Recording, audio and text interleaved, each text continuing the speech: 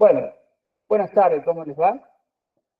Vamos, vamos a hacer un repasito. Yo sé que están con algunos nervios incluidos, así que, bueno, un poco la idea es bajar esos nervios, repasar aquellos principales conceptos. La, el video, el repaso, lo estamos grabando y después yo lo subo esta noche seguramente, lo voy a subir al canal de YouTube mío, Germán Pereno creo que, y ya está. Ahí lo busco, Germán, y lo mando en el chat. Bueno, dale porque ni me acuerdo cómo es. Así que esta noche yo lo subo y lo estamos grabando para que lo puedan ver ustedes cuando quieran y el resto que no ha podido venir. Primero, cuestiones administrativas. El miércoles tenemos el parcial. Ustedes saben que, bueno, no hace falta que les diga, pero el hecho de paros, feriados y ya no me acuerdo qué cosa, hizo que las clases teóricas las diéramos, bueno, no todas, menos una, pero los prácticos faltaron clases. Por eso que recuerden que la unidad número 4 no se evalúa, ¿sí? O sea, todo lo que tiene que ver con genética y epigenética no se evalúa. Los textos, acuérdense que en el aula virtual tienen el cronograma y al ladito cada uno de los capítulos del libro o bibliografía que corresponde. Entonces, eso no lo evaluamos porque consideramos que no han tenido tiempo, no lo han ejercitado en los prácticos y, bueno, como siempre les dije, no es nuestro objetivo ni que se queden libres ni nada, sino que aprendan, por eso lo hemos sacado.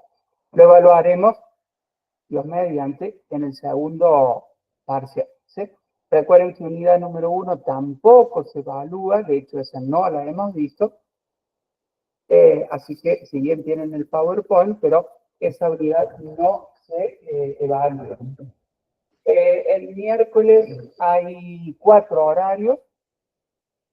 Gente de la mañana se rinde de 10 a 12, a las 10 de la letra A la C o la D, no me acuerdo qué puse, y el resto a las 11. Si alguien no puede, toca a las 11 y puede a las 10, no pasa nada, chicos. Pueden venir a las 11. La gente de la tarde, como también rinde la otra biología, para que no se sobresature el Wi-Fi y el aula virtual, es en 2 horarios, también a las 4 y a las 5, que ese era el horario original de la comisión de Garamba.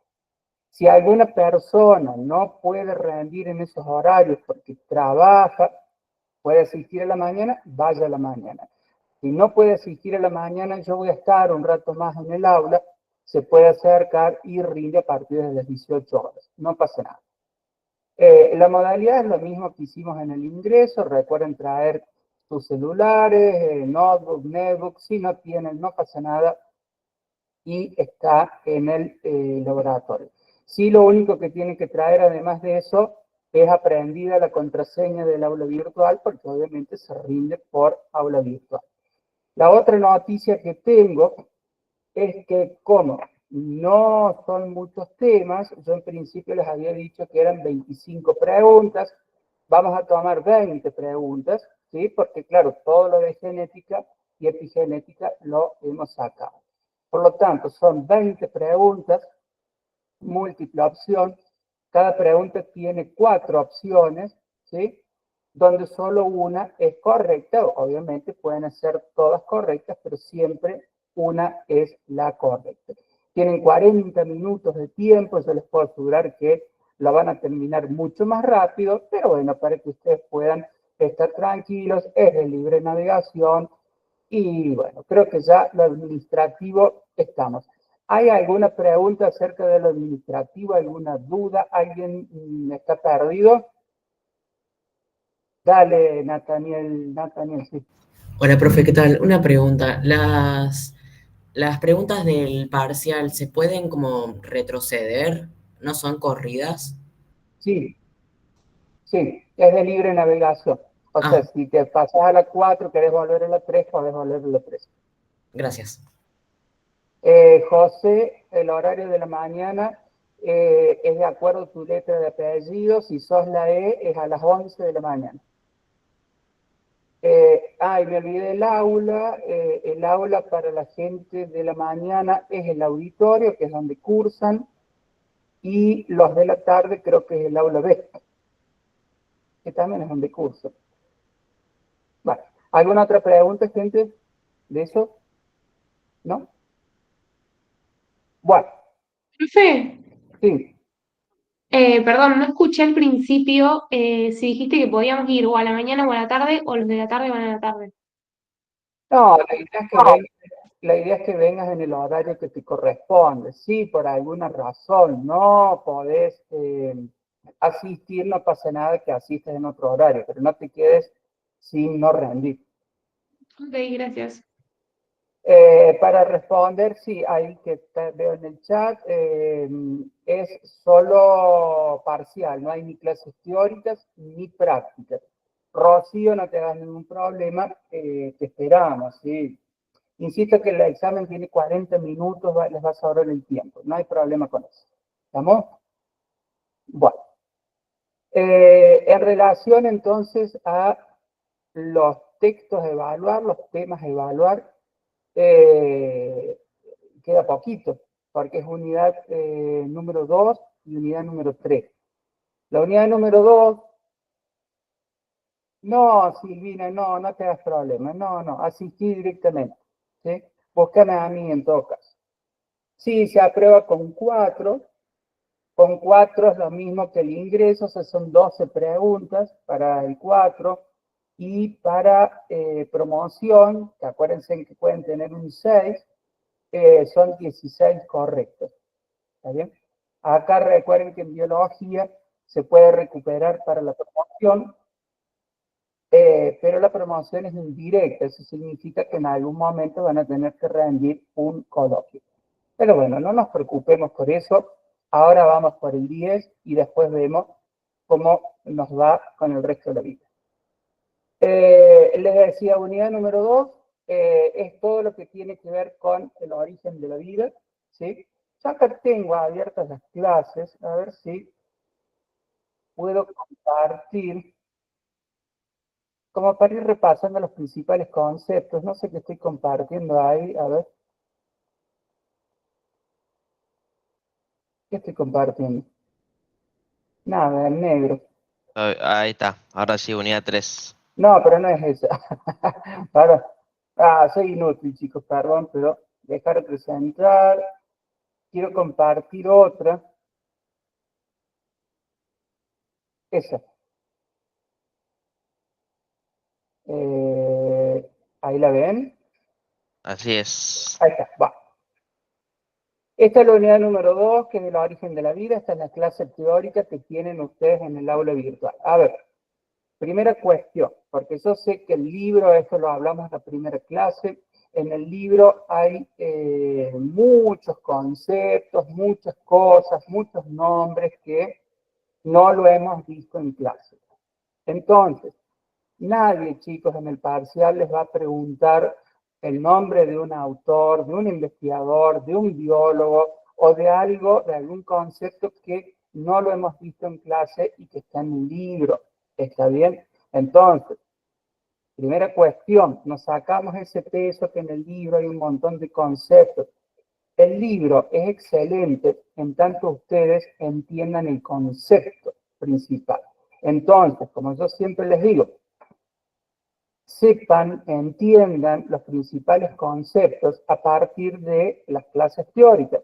Ustedes tienen el PowerPoint, tienen la clase grabada, o sea que tienen recursos para hacer eso. Después vayan a leer el libro, porque el libro les va a complementar ese conocimiento. Pero léanlo, no con la idea de aprenderte todo eso de memoria, porque, insisto, no le vamos a preguntar esos nombres o cosas que no lo hemos visto en clases. Pero sí, si hablamos de lo que son las biomoléculas y a lo mejor en el texto te explica las biomoléculas, puede haber preguntas de biomoléculas en relación a lo que dice el libro. Claro, chicos, esa es la idea. Entonces, entendamos el concepto y después vamos al libro. Porque si van a hacer al revés, están fritos. A ver, la unidad número 2, bueno, ¿qué es la vida? No nos importa, no nos vamos a entrar a filosofar. De todo esto, sí acá. Primera cuestión importante, las teorías acerca del origen de la vida. Yo no estoy viendo el chat, así que si hay una pregunta, o Gino decime, o activen el micrófono y me lo dicen. Las teorías del origen de la vida son importantes. Creacionismo, recuerden que se asocia a algún tipo de religión, en el sentido que hay un ser divino que creó la vida. Este es el principal concepto de eso, el inmovilismo. O sea, si Dios creó al hombre, bueno, el hombre no se ha modificado, por ende no hay evolución. ¿Sí? Esa es la idea, o la principal idea, de lo que es la teoría del creacionismo. Panspermia no es que llegaron extraterrestres, sino que en realidad a través de pedazos de meteoritos que llegan a la Tierra, de alguna manera llegaron biomoléculas, ¿sí? O constituyentes de las biomoléculas que, bueno, dieron o pueden haber dado origen a la vida. Recuerden la generación espontánea. ¿Alguien se acuerda quién propuso la generación espontánea como teoría? Francesco Rey. ¿Para que lo humile quién? Ahora no habla nadie. Juan. Aristóteles. Aristóteles. Aristóteles propuso la teoría de la generación espontánea. Que recuerden que hacía referencia que no es que de manera espontánea ni por mate surgía la vida, sino que decía que de materia inanimada, sin vida, surgía la vida. Por eso es la generación espontánea. Recuerden, Redi, que fue el primer investigador italiano que trató de refutar la teoría, no pudo, y quien finalmente pudo demostrar empíricamente a través de una serie de experimentos que no vienen al caso fue Pasteur, donde fue que muchos sostienen que es el padre de la biología moderna. Pero claramente la principal teoría acerca del origen de la vida es la teoría propuesta por Oparin, que es el origen físico-químico de la vida. Pasemos rápido y les explico todo este chorro de cosas. A ver, porque acá hay un nombre importante. ¿Qué dice Oparin? Que fueron reacciones físicas y químicas las que dieron origen a la vida. O sea, en ese planeta primitivo donde lo que sobraban eran átomos, ¿sí? Recuerden que hay algunos átomos que son más importantes que otros en relación a la constitución de las biomoléculas. Carbono, hidrógeno, oxígeno y nitrógeno, ¿sí? Entonces, esas fuerzas físicas, radiaciones del Sol, de la Tierra, qué sé yo, hicieron que estos átomos se fueran juntando. Se fueran juntando y fueran formando moléculas. Las lluvias arrastraron a ese caldo primitivo, a ese mar primitivo, ¿sí? Que gracias a estas fuerzas físicas y químicas ahora también se seguían uniendo. Esa unión fue complejizándose hasta que, recuerden este concepto, se forman los coacervados. Los coacervados, dice Oparin, son como pequeñas esferas, son macromoléculas, moléculas grandes, ¿sí? Que tenían como característica que la membrana, chicos, la membrana que separaba el interior del exterior, lo que permitió que dentro de ellos, de los coacervados, se empezara no a desarrollar vida, pero sí cuestiones que con el pasaje de miles de millones de años sí iban a permitir posteriormente el desarrollo de la vida. ¿Está bien?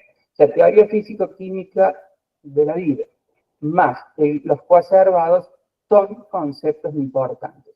Bueno, esto ya lo hemos visto.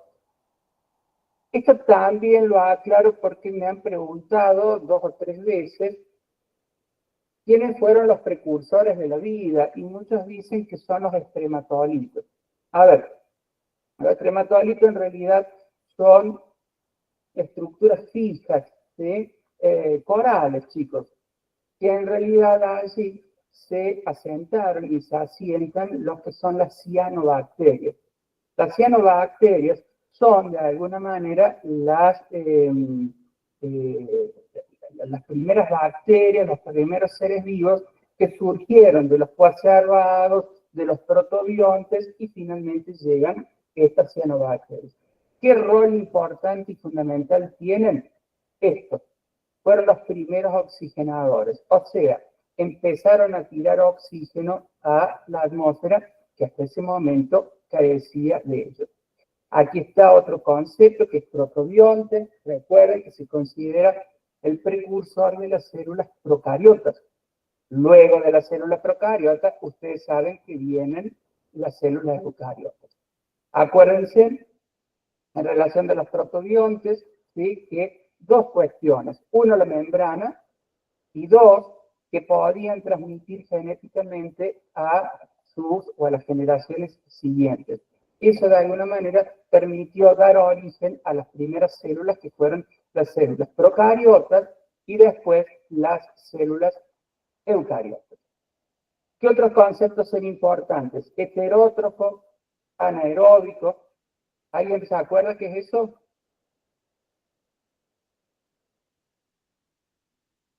Vamos bien. Sí, Larito, pero no se acuerdan. Dejen de poner adicto. Autótrofo, heterótrofo, hace referencia a cómo se obtienen los nutrientes que necesitamos para vivir, o un ser vivo necesita para vivir. Un ser autótrofo genera sus propios nutrientes a partir de materia inorgánica, básicamente la fotosíntesis y las plantas. Los seres que son heterótrofos, ¿sí?, necesitan de otro ser vivo para obtener sus nutrientes a través del metabolismo. La respiración aeróbica y anaeróbica, la diferencia es simple. En una se utiliza oxígeno aeróbica y en otra no. La mayoría de los seres vivos de este planeta Tierra, cuando respiran, utilizan, y para obtener energía, utilizan oxígeno. Eso es la respiración aeróbica. Quienes no utilizan oxígeno, que son unas bacterias y otros seres vivos muy inferiores en la escala evolutiva, son los seres anaeróbicos. ¿Está bien? Nadie les va a preguntar cualquiera de estas fechas. No, nada de fechas. Esto sí, teoría endosimbiótica. Sé que hay preguntas de esto. Recuerden que la teoría endosimbiótica es una teoría que postula o hipotetiza de cómo una célula procariota pasó a ser eucariota. Acuérdense, chicos, endo es incorporar, simbiosis es que las dos terminan juntas. La teoría dice que en algún momento una célula procariota incorporó una bacteria que era aeróbica, o sea que utilizaba ese oxígeno. Con el paso de los años hicieron simbiosis. ¿Por qué? Porque a la bacteria, la célula procariota, le convenía tener una bacteria porque generaba sus propios nutrientes. Entonces la célula procariota, que mejor que alguien que genere sus propios nutrientes. Por otro lado, a la bacteria le convenía estar dentro de la célula porque estaba protegida. Hicieron simbiosis. ¿Sí? Entonces, estas bacterias hoy son lo que son las mitocondrias en las células animales y los cloroplastos en las células vegetales, que son los que hacen la fotosíntesis. ¿Está bien? Si hay dudas, díganme, yo sigo, porque ustedes no preguntan nada. Pero, tienen que saberse los 5 reinos muy bien. Moneras, protopistas, hongos, plantas y animales. ¿Qué características? Las más simples, chicos. A ver, no sé, de las reinas moneras sepas que son procariotas y unicelulares. De los protopistas que son unicelulares, pero que ya son eucariotas. Los hongos son todos eucariotas, son heterótrofos. de las plantas que son eucariotas y son autótrofos, y de los animales somos eucariotas, heterótrofos y somos pluricelulares. Si ustedes tienen en cuenta esas características de los 5 reinos, estamos de bien. ¿Sí? Háganse un resumito. Ustedes saben que en algún momento yo les había puesto una filimina con los resúmenes de cada uno, pero bueno, no está. Wendy, la teoría endosimbiótica, no endobiótica, explica cómo se pasó en la evolución de una célula procariota a una célula eucariota, que son las que tenés vos y yo. ¿Sí? Las células procariotas no son capaces de generar sus propios nutrientes. Nuestras células sí. ¿Sí? Entonces, lo que explica esa teoría es que en algún momento de la evolución, una célula procariota se metió, engullió, por eso una bacteria que producía su propio alimento. E hicieron simbiosis, porque a las dos les convenía. Y a partir de allí se pasó de una célula procariota a una eucariota. ¿Sí? Ahí te explico, Andrea, ahí te explico eso. Una cosa importante de los virus, recuerden que no pertenecen a ninguno de los reinos, ¿sí? No tienen vida porque están en estado inerte. Para tener vida necesitan de un huésped. No se estudien todo esto, chicos, de memoria, pero sí sepan que no están en ninguno de los reinos porque no tienen vida y están en un estado inerte. A ver, ¿quién es que preguntaba? Andrés. Esta clasificación en los 3 dominios, arcae, bacterias y eucarias, es otra clasificación, ¿sí?, de la diversidad de la vida. ¿Está bien?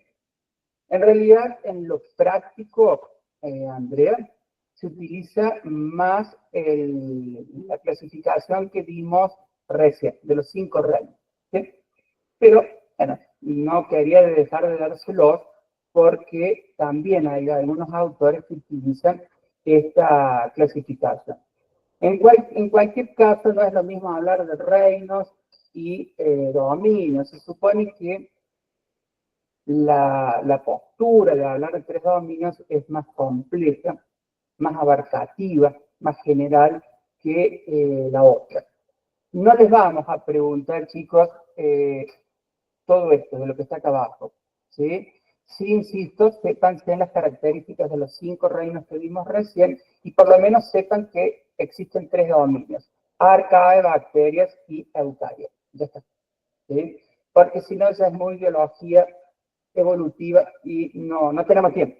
Ojalá tuviéramos tiempo, pero no hay forma de ser. Y esto es importante, chicos. Características de los seres vivos, hay preguntas de esto. Sepan la definición de metabolismo, que en realidad es catabolismo y anabolismo, las tienen ahí, no nos vamos a detener.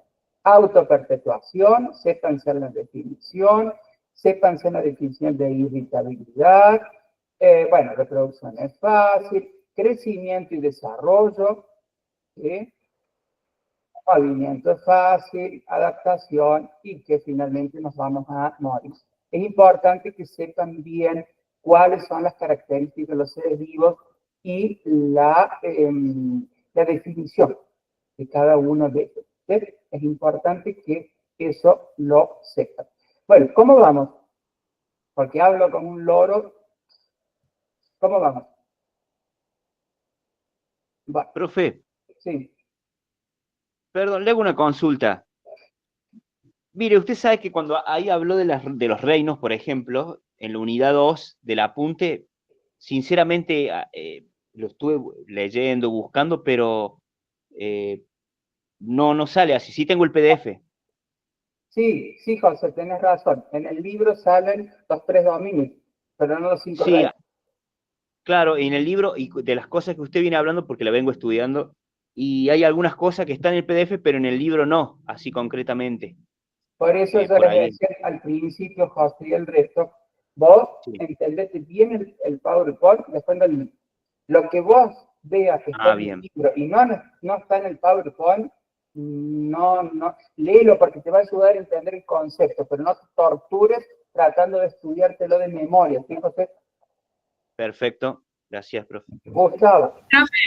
¿Qué? Nada, un consejo tipo para José y para los que quieran tomarlo, es que lo que yo hago es leer el Power y si quiero profundizar, leo el libro y aún así igual como que busco así como muy por arriba porque el libro un poco que no se entiende, es como muy rebuscado. Más que rebuscado lo que tiene el libro, a ver, chicos, el libro es para biología, es para biólogos, es una carrera de biología y esto es psicología, partamos de eso. Pero lo que tiene el libro que te explica cómo surge el concepto y conceptos complementarios que vos terminas entendiendo qué es un reino, un dominio, pero a su vez entendés muchas más cosas. Es ampliatorio, es complementario. ¿Sí?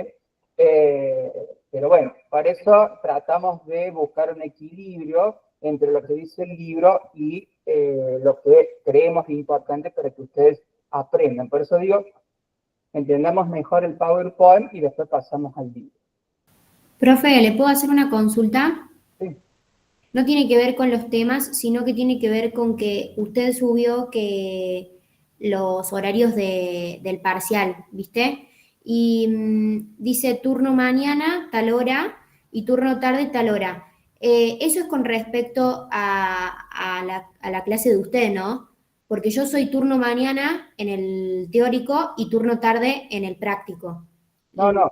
Los horarios son para rendir el parcial. Esta semana no hay ni teórico ni práctico, y si vos cursas tu trabajo práctico a la tarde, deberías ir a la tarde. Ah, listo, son respecto a los prácticos, digamos. Genial, muchas gracias. De nada. Gustavo, la reproducción es el mecanismo que hace a la autoperpetuación de la especie en el sentido de la conservación de la especie humana. La reproducción es un medio que hace a la autoperpetuación. ¿Te das cuenta? Es un mecanismo de autoperpetuación. ¿Está? Bueno, estoy respondiendo si quedó claro, si no, volvemos de nuevo. Lo que tiene que ver con, vamos a compartir la unidad número 3. ¿Les sirve que yo vaya pasando el PowerPoint, chicos? Me parece que ayuda si vamos repasando lo más. Sí, profe, se me entiende mejor así. Bueno, a ver, que no sé cuál es, si es esto o la otra. Sí, es esto. Bien. Para colmo, esta es la que no vimos, porque justo fue esa que había sido el día del docente universitario. Bueno. A ver, composición química de los seres vivos. ¿Qué es importante de todo esto? Vamos a hacerlo bien, concreto, y lo vamos a bajar lo más a tierra lo que podamos. Compuestos orgánicos y no orgánicos. Los compuestos orgánicos son los que dan origen a la vida, las biomoléculas, chicos. Los glúcidos, las proteínas, los lípidos, los glúcidos, bla, bla, bla. Lo inorgánico también permite el desarrollo de la vida, pero no de manera directa. De hecho, fíjense, somos un montón de agua, de gases, de minerales, pero quienes dan origen a la vida son los compuestos orgánicos. ¿Sí? Y ahí son las biomoléculas que hacia eso vamos. A ver, de toda esta cosa de átomos, isótopos y qué sé yo, y bla, bla, bla, bla, bla, bla, bla, bla, bla, bla, bla, bla, bla, hay dos cosas que ustedes deben saber más que bien. Enlaces iónicos, enlaces covalentes. El resto lo pasamos de largo. A ver, ya les explico, tranquilos, no desesperen. A ver, enlaces iónicos. Ustedes saben que los átomos se juntan para formar moléculas, ¿sí? Muchos átomos se atraen de acuerdo a la carga eléctrica que tienen. Entonces, positivo con negativo se atraen. Lo contrario se repele. Entonces, viene un átomo acá que tiene carga positiva y acá otro que tiene carga negativa. Listo, qué lindo, los dos juntitos. Eso es un enlace iónico. ¿Sí? En función de eso vamos a tener átomos que son moléculas que tienen carga positiva, que son los cationes, y los aniones carga eléctrica negativa. Ustedes deben saber que la unión de dos o más átomos a través de las cargas eléctricas, los iones, es el enlace iónico. El otro enlace es el enlace covalente. Los átomos tienen un núcleo y electrones que lo orbitan, como el sistema solar. ¿Sí? Los átomos que nos interesan, llámense carbono, oxígeno, nitrógeno y el hidrógeno, por lo general se unen a través de enlaces covalentes. Estos electrones, chicos, para que un átomo esté estable, por lo general en su capa externa tiene que tener 8 electrones. La mayoría de los átomos de carbono tiene 4 electrones.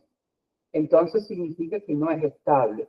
Lo que hace, viene un átomo de hidrógeno, un átomo de nitrógeno, y le da los 4 que le faltan. ¿Se entiende? Entonces, tanto el átomo de carbono como el átomo de hidrógeno, los dos tienen 8 electrones en su capa externa.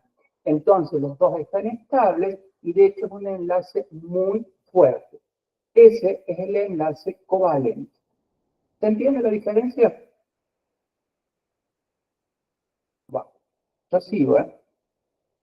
Bien, acerca del agua, hay un concepto que es importante saber, que el agua se dice que es polar.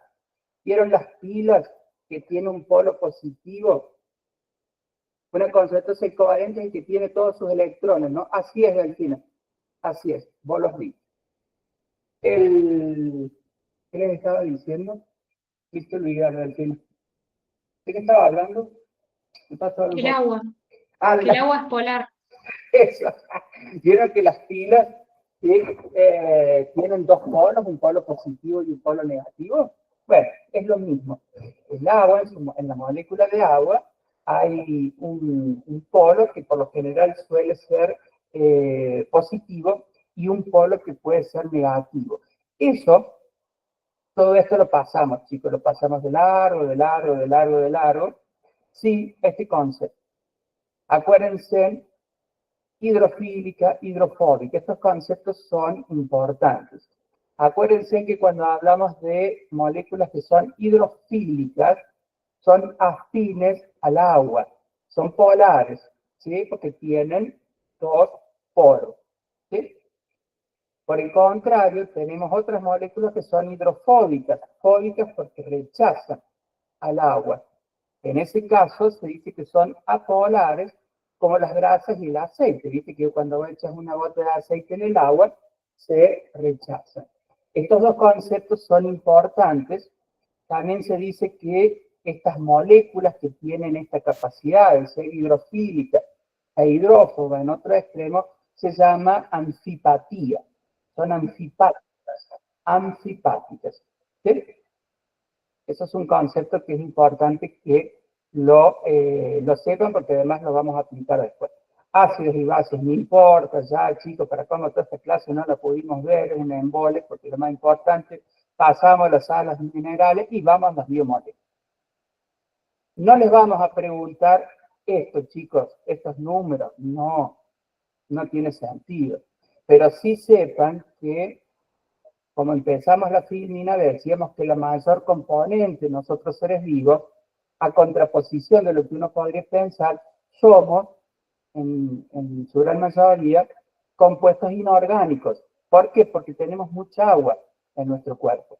Las materias orgánicas, que son las que permiten la vida, son apenas un 25%. Pero nadie les va a preguntar estos números. A ver, el carbono, todo eso ya lo hemos dicho, bla, bla. Vamos a los glúcidos. A ver, ¿qué es de todo esto? De todo esto, sepan que los carbohidratos, los glúcidos, los azúcares, tienen funciones. Primera fuente de energía. ¿Viste cuando te da un bajón, que te pones un caramelo en la boca o algo rico o comes algo, un carbohidrato, una harina, una factura, una pasta frola con así de meandrillo que nunca me han llevado, pero bueno, lo mismo seguimos? Eso es porque es la primera fuente de energía. ¿Sí? También tienen funciones estructurales.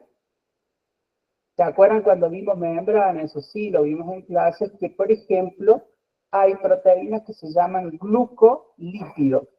Gluco, porque son glúcidos, y también son lípidos. Y esos forman parte de la membrana. También es cierto que tienen funciones de reserva energética, ¿sí?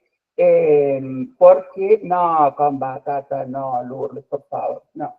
Después pásame tu DNI si no prueba, nada, mentira. Me gusta con batata también, pero con membrillo me gusta más. Bueno, no me van a hablar boludez. En cualquier caso, también tiene funciones de reserva energética, ¿sí? Pero no son tan buenos los glúcidos como si son las grasas para reservar energía. A ver, de todo este cuadrito, sepan por lo menos que existen los monosacáridos, que es un azúcar, bi son dos, y los poli son muchos, ¿sí? Y acá hay algunos azúcares que son importantes, la ribosa, ¿sí? La ribosa forma parte de los ácidos nucleicos, por lo tanto, bueno, está bueno que ustedes las puedan identificar. Bueno, esto es lo que ya les dije de la membrana, grasas o lípidos. A ver, ¿qué es lo importante acá? Que cumplen funciones energéticas, pero a largo plazo, porque primero nuestro cuerpo consume los azúcares, ¿sí? Y luego, si uno está en restricción calórica, se empiezan a consumir las grasas. Como les decía, las grasas son mucho más eficientes para guardar energía. El problema de esta vida actual que llevamos es que comemos, acumulamos grasa y esa grasa claramente no es nada bueno. Pero bueno, eso ya es otro tema. De todo esto, nadie le va a preguntar si un éter de petróleo, un benceno, no, chicos, no. Esto sí, estos dos conceptos son importantes, saturados e insaturados. Recuerden que un ácido graso en realidad es una cadena de moléculas de carbono e hidrógeno. Acá las vemos, ¿sí? Los saturados se dice que ya no se pueden agregar más átomos de carbono e hidrógeno. Los saturados son las grasas malas, por así decir, porque estas ya están saturadas, son las grasas animales. Por el contrario, las grasas insaturadas es porque se pueden seguir formando enlaces adicionales. Son las grasas vegetales como los frutos secos, aceite de oliva, etcétera, etcétera. Esas sí son las grasas buenas porque te ayudan de alguna manera a limpiar, ¿sí? Aquellas grasas malas que podemos tener. Después, de acá, a ver, grasas, origen animal, ya las dijimos, son las saturadas, vegetal, son las insaturadas. Reserva de energía, pero también, bueno, mono, di, tri, chicos, lo mismo. Y acá, sí, fosfolípidos. Las grasas también tienen una importante función estructural, en particular de los fosfolípidos. ¿Por qué? Porque los fosfolípidos son o constituyen una... No va a haber ejercicios, Lourdes, no va a haber. Los fosfolípidos son una de estas estructuras o moléculas antifáticas que veíamos recién, porque tienen un extremo que es hidrofílico, o sea, afín al agua, y tienen otro extremo que es hidrófobo, ¿sí? Que rechaza al agua. Recuerden, en la membrana, los extremos, los extremos hidrófobos están en el medio, se tocan uno con el otro, y los hidrofílicos están en los costados porque allí, bueno, por supuesto tenemos agua del lado intercelular y extracelular. Por lo tanto, de fosfolípidos sepan esta cuestión. Glucolípidos, pásenlo de largo, esteroides, pásenlo de largo, etcétera, etcétera. Proteínas. ¿Qué deben saber de las proteínas?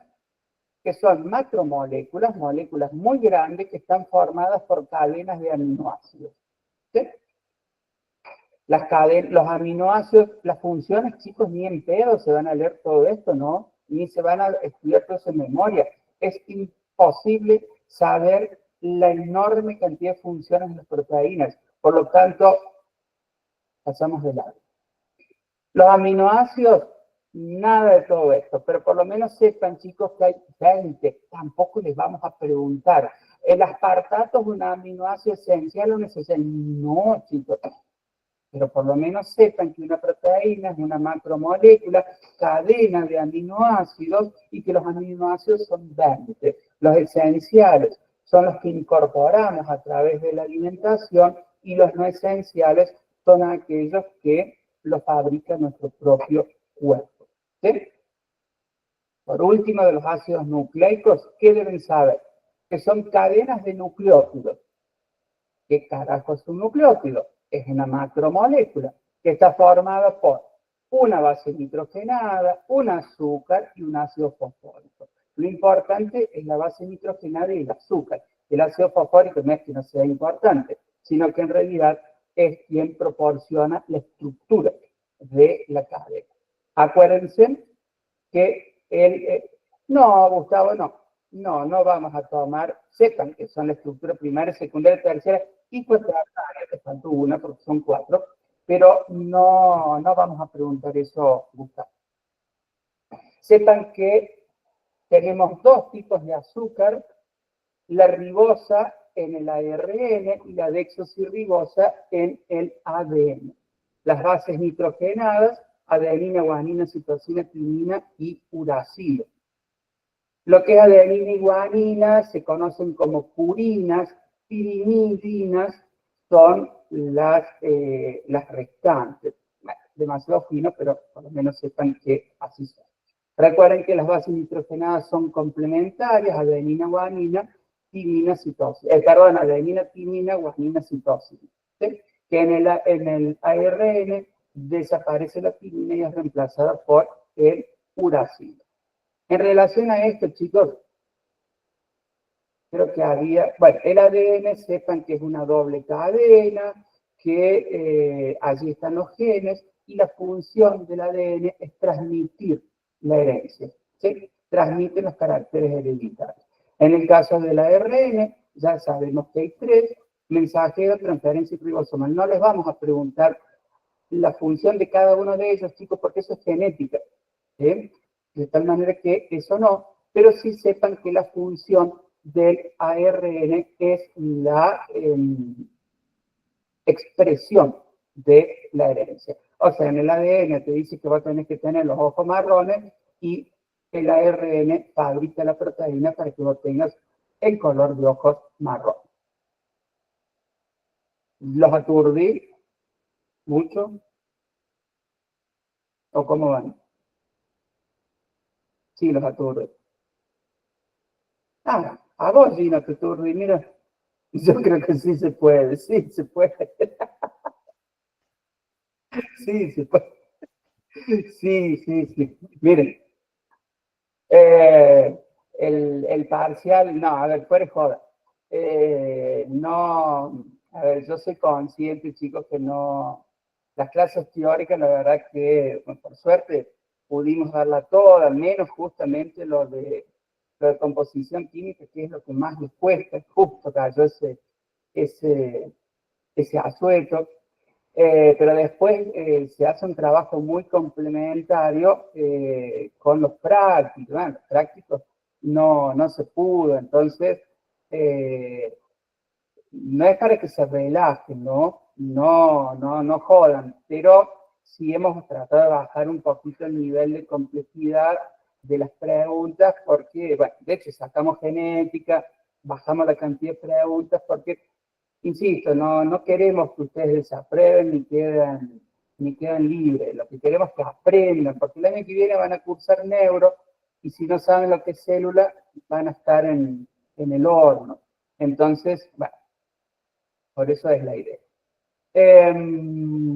Puentes de hidrógeno, no, Rocío, no le des bolilla. Funciones de los macrominerales, no, Chiara, no le des bolilla. Pasemos a la última parte, que es lo de, esto sí lo hemos visto en clase. Ahí viene.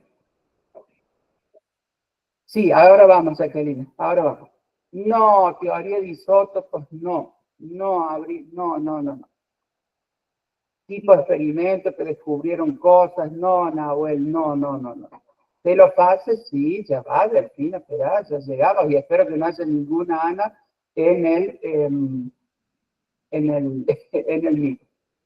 Wendy, sobre las elecciones, Gino, ¿vos podés ayudar ahí mientras yo sigo explicando? ¿Puede ser, Gino? Sí, va, ahí está. Ahí Gino te responde, bueno, porque yo no estoy al tanto de cuáles son los padres. Ahí está. A ver, seguimos con unidad 3, vamos con célula. De todo esto, si ustedes saben que Hooke, a través de, utilizando los primeros microscopios que hubo en su momento, con un pedacito de alcornoque, el alcornoque no es otra cosa que el árbol del corcho, se dice que Hooke es el descubridor de la célula. En realidad, ya se sabía que existía, lo que pasa que Hooke lo pudo demostrar empíricamente, lo pudo ver, ¿sí? No amparo eso tampoco, quédate tranquilo, para nada.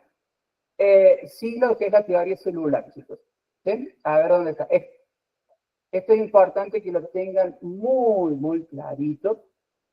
La teoría celular postula 4 principios que los tienen allí. Es la unidad estructural, la célula, porque básicamente estamos formados por células. Es la unidad funcional, porque las células nos permiten vivir. Es la unidad de reproducción, porque toda célula proviene de otras existentes. Allí se destrona definitivamente la teoría de la generación espontánea, porque te dice que toda célula viene de otra célula. Y por último es la unidad genética, porque tiene material hereditario. Esos son los 4 principios de la teoría celular y se los tienen que saber como, no sé si saben el Padre Nuestro o lo que sea, pero se lo tienen que saber muy bien porque, bueno, es lo que da sustento a todo lo que tiene que ver con la célula y su importancia para los seres vivos. Luego, de membrana celular, chicos, con que ustedes sepan esto, estamos bien. La principal teoría que postula cómo funciona la membrana celular es la teoría del mosaico fluido, ¿sí? Es una bicapa lipídica que, si bien es cierto que el principal constituyente son los fosfolípidos, también hay colesterol. Y esto ya lo hemos visto, que posee un lado polar y otro apolar, ¿sí? Acuérdense, hidrofílico e hidrófobo. Esa disposición de los fosfolípidos es lo que le permite la fluidez, y mosaico por la disposición justamente de los fosfolípidos. Luego, de todo esto, sepan que hay proteínas que son periféricas e integrales. La diferencia es clarita. La integral atraviesa toda la membrana, forma un canal. Por el contrario, la periférica atraviesa una membrana. Recuerden que son 2, ¿sí? Por lo general, las periféricas tienen más función de reconocimiento, de transmisión de mensajes. Las integrales permiten que pasen cosas. Y en ese que pasen cosas, diferencien muy bien transporte pasivo y activo. La diferencia es simple. Activo se necesita energía, pasivo sin gasto de energía. Puede ser por difusión simple o facilitada, básicamente que alguien le ayuda, pero en cualquier caso no se gasta energía. Nada más. Todo esto pasamos de largo, matriz extracelular pasamos de largo. Citoplasma. ¿Qué tienen que saber del citoplasma? Primero, que es el medio interno, que por supuesto su principal constituyente es el agua, está formado en su mayor parte por agua, que es amorfo. Amorfo significa que no tiene forma, ¿sí? Se va adaptando a la forma de la célula, pero allí en el citosol, ¿sí?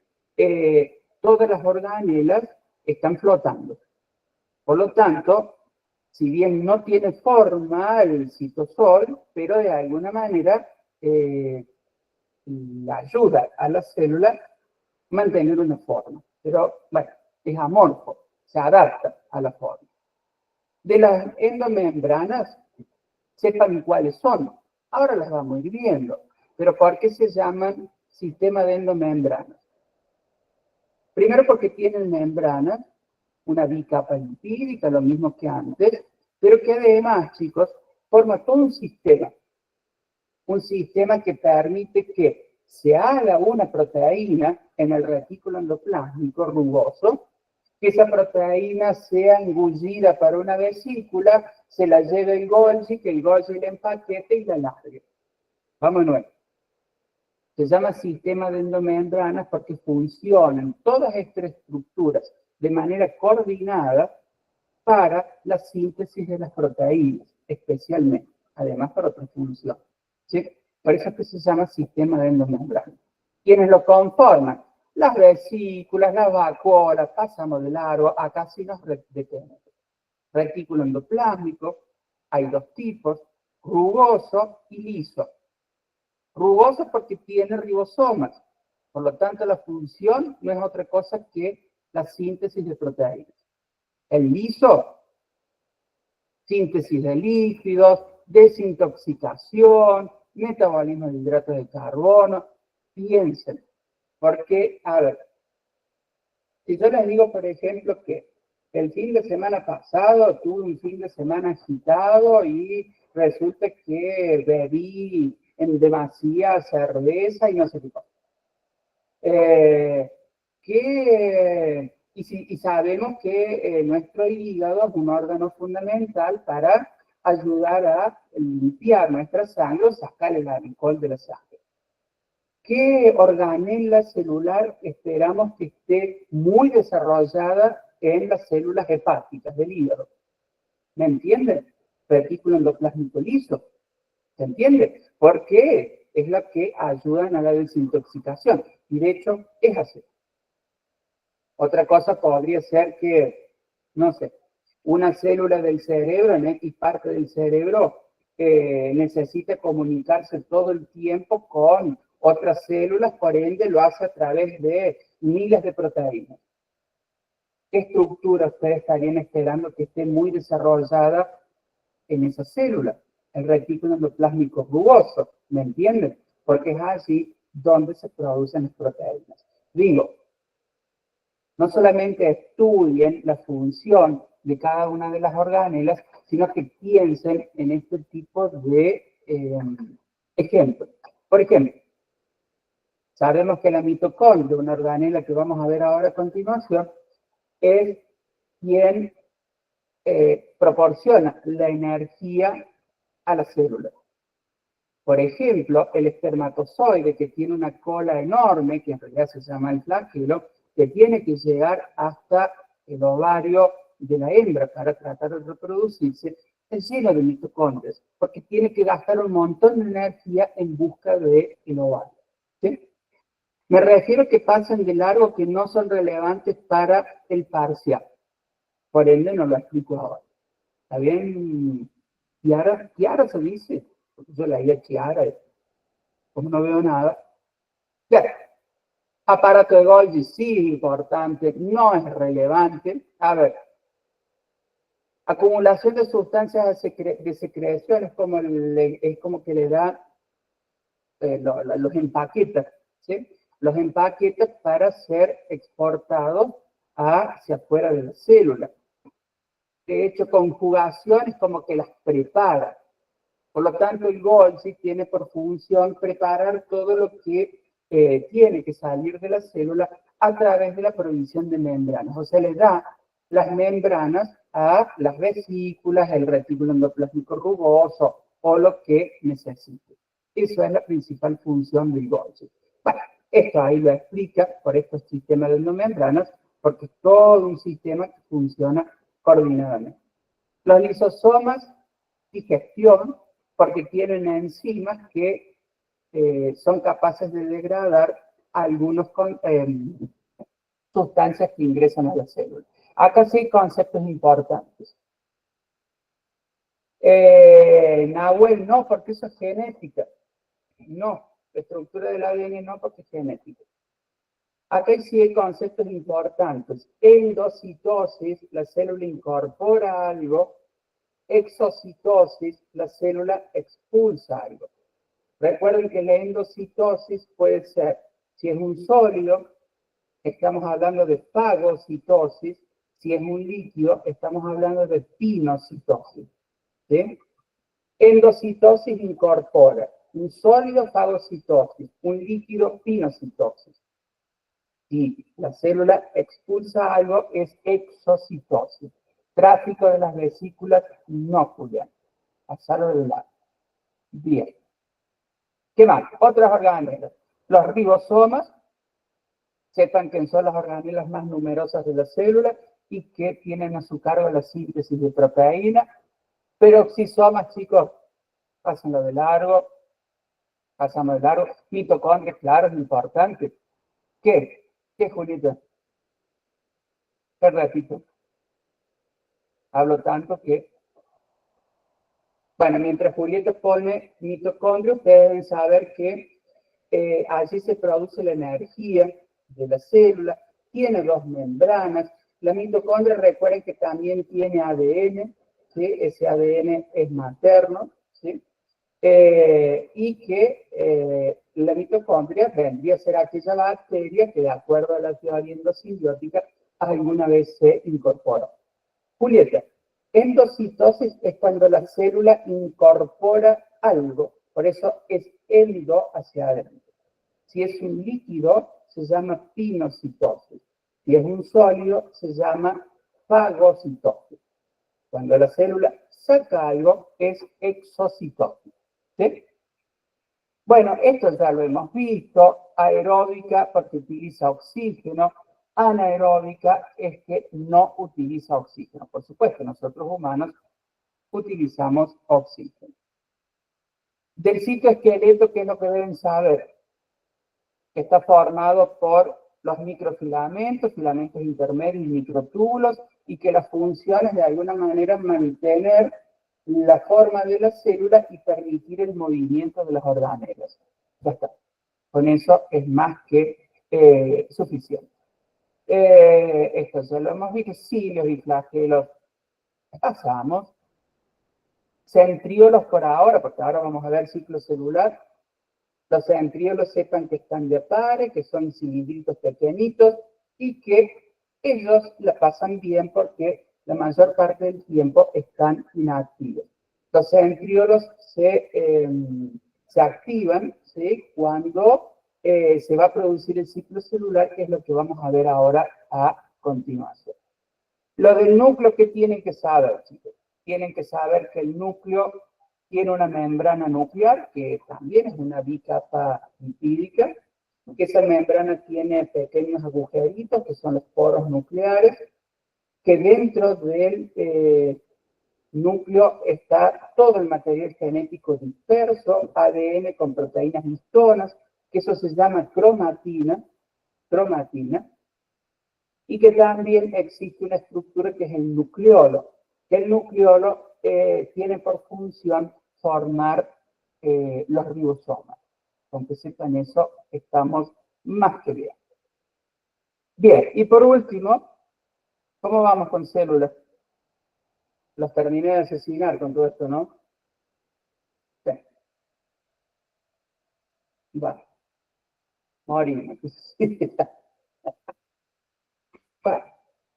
Tenemos tiempo para resucitar acá el miércoles. ¿Qué va a hacer?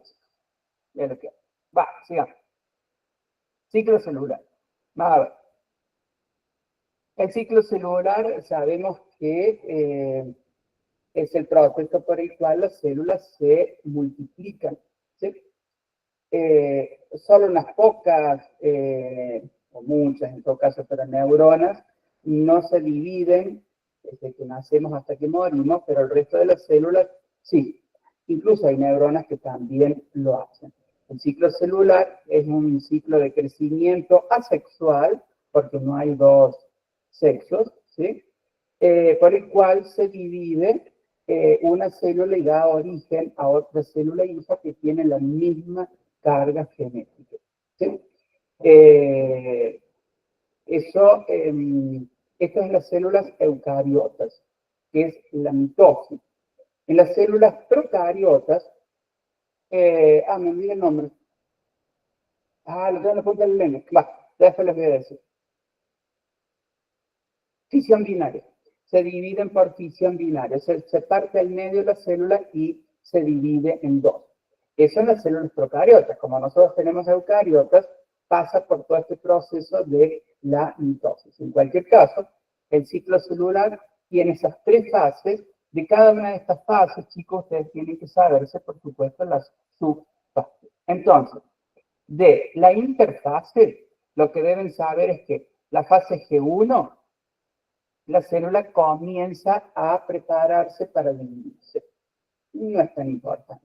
La fase más importante es esta, chicos, la fase S. En la fase S de síntesis, allí se replica el ADN, se multiplica. Bueno, Abril, yo te voy a decir, no te enojes conmigo. Se duplica el ADN. Ese proceso se llama replicación. Un concepto que es importante y que yo no sé si lo dije en clase, me olvidé. Se dice que la duplicación del ADN es semiconservativa. ¿Eso saben qué significa? Significa que ustedes saben que el ADN son dos cadenas. Resulta que la célula madre y la célula hija, cuando se dividen, cada una tiene una sola cadena de ADN. La otra cadena se va a completar después la misma célula completa. Entonces se dice que es semiconservativa porque no conserva el 100% del ADN de la madre, sino que conserva la mitad. ¿Sí? Por lo tanto, de la interfase, ustedes deben tener claro qué es lo que pasa en la fase S, que lo que pasa es lo que se llama replicación, que es que se duplica el ADN. La fase T2, la célula se prepara y ya está. De todo esto también sepan que la célula, por ejemplo, si no tiene nutrientes, si no están dadas las condiciones, si no se ha duplicado de manera correcta el ADN, la célula puede frenar el ciclo celular. No, Amparo, no, porque la G2 solamente la célula se va a preparar para dividirse. En cualquier caso, sí recuerden que en todas las fases hay momentos de control, ¿sí? Porque si algo sale mal, la célula lo puede frenar. Todo esto ya está, no lo vemos, de cromosomas, chicos. Ustedes tienen que saber que los seres humanos tenemos 46 cromosomas, 44 se llaman autosomas y 2 son los sexuales.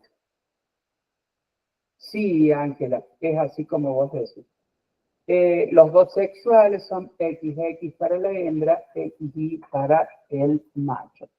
Después de todo esto, sepan que el cromosoma tiene como una X, las partes de la X son las llamadas cromátidas, que en realidad una cromátida va a ir para la madre y otra cromátida va a ir para la hija. Ya está, no sepan todos esos nombres, chicos, porque eso ya es demasiado biología molecular fina. Uso mitótico, uso cromático, son distintos nombres, es la estructura que es responsable que una cromátida vaya para la madre y otra cromátida vaya para la hija. Suficiente con eso. Esto sí, diploide y haploide. Ustedes saben que todas nuestras células son clones de ese óvulo y espermatozoide que nos permitió desarrollar como seres vivos. En ese sentido, todas nuestras células tienen los 46 cromosomas. Se dice entonces que son células diploides, 2 en minúscula. Y en ese sentido, los cromosomas son homólogos. O sea, vos tenés un cromosoma de tu papá y un cromosoma de tu mamá. Esos cromosomas son homólogos en el sentido que no se rechazan. Al contrario, se complementan y los dos trabajan juntos. Tus óvulos o tus espermatozoides son células haploides, N minúscula. Haploides porque no tienen 46 cromosomas, sino que tienen 23 cromosomas. Eso es importante que también lo sepan estos dos conceptos. En relación a la mitosis, chicos, espero que no haya ninguna Ana en el MIL, o que después no lo vea ninguna Ana, pero recuerden la reglita, el profe mete a Ana en el tema. Bueno, perdón, Anas, si hay varios, pero no se olviden más, porque el profe, profase, mete, metafase, a Ana, anafase, en el telo, telofase. No se lo van a olvidar nunca más. Pero nadie le va a preguntar en el parcial a quién mete el profe en el telo, ¿no? De tal manera que la idea es que ustedes, Ana Laura, perdón, Ana Laura, oh, mira la cantidad de Anas que hay. Ana Cecilia, Ana Belén, Ana Laura. No. ¿Qué onda? En la clase en vivo nunca, no había una Ana, acá aparecieron 3 de 8. Bueno, perdón, Ana, perdón. Esto es para beneficio de sus compañeros y ustedes para que no se olviden más. No es contra ustedes, se lo juro. Chicos, sí, por supuesto, es importante que sepan las características de cada una de las fases. Esta es la interfase. Chicos, profase. El núcleo desaparecido, la cromatina se va condensando, va desapareciendo. Esto es lo que ustedes deben tener bien en clarito. Lo tienen acá. Después vayan al libro. Metafase. Fíjense, acuérdense que esto es dinámico. Partimos que se va desintegrando. La cromatina se va condensando en los cromosomas en el ecuador. En la anafase, las cromátidas ya se empiezan a separar y van viajando cada una a su lugar de destino.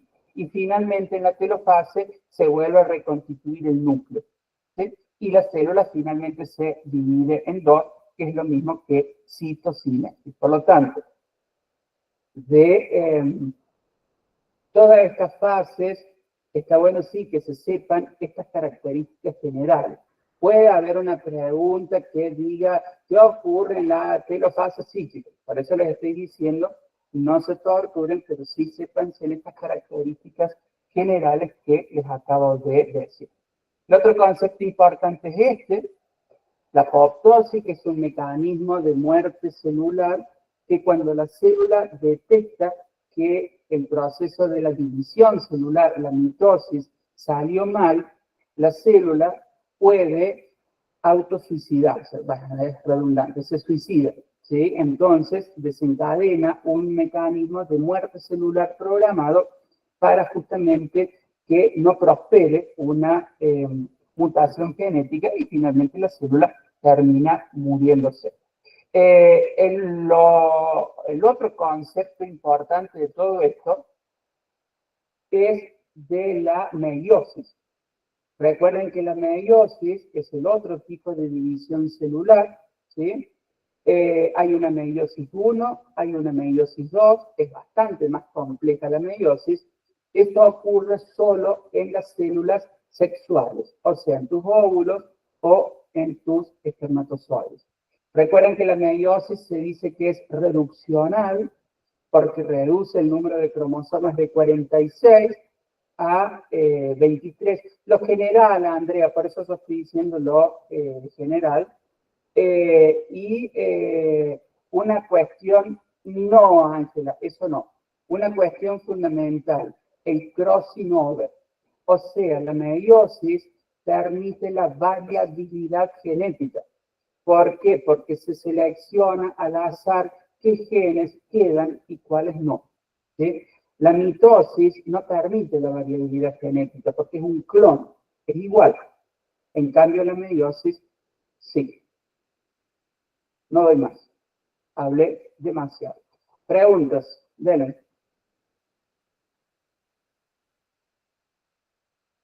¿Nada? Bueno. Dale, Valeria.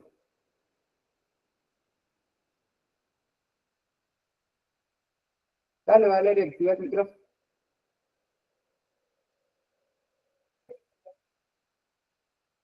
No importa, dale, dale. Lo que sea, pregunten, chicos. Vamos a detener la grabación.